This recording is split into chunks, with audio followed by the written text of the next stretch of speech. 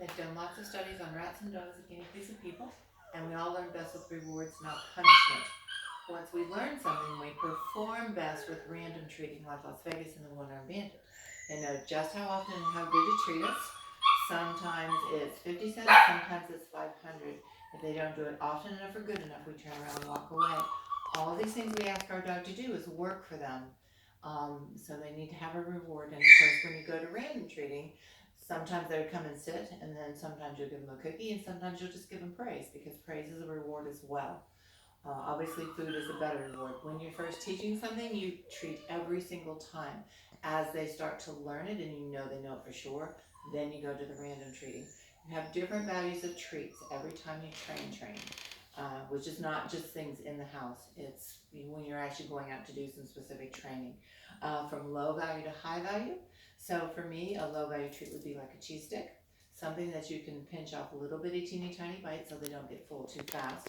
I have them, I don't feed them before I train, especially these two particular puppies. Not that it's an special, but some puppies you do feed because they're so voracious, they bite the daylights out of you. These guys do not do that, so it's better for them not to have any food before you train. A mid-value treat would be like Bill Jack dog food. It could be a hot dog, all beef, cut in half and quartered. High-value treats would be something like chicken.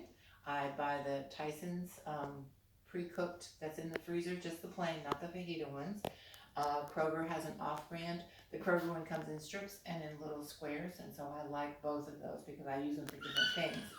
Uh, Stella and Chewy's dehydrated raw. This is the fish one. It's really stinky, but the dogs really love it. It's a high-value treat as well.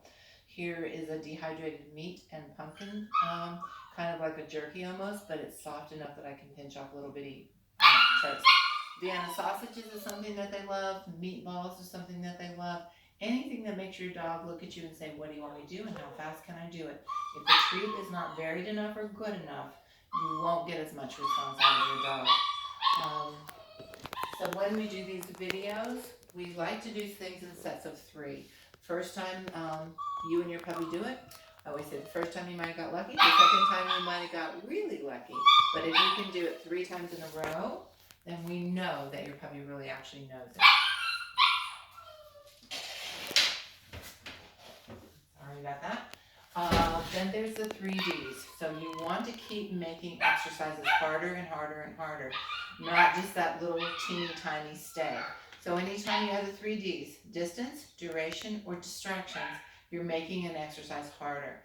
For me, my dogs are not trained until I can do all of this stuff anywhere that I am, not just in my kitchen. Anybody's dog can sit in the kitchen for the cookie. That's not hard, but you need to be able to do it everywhere you go. That's a truly trained dog.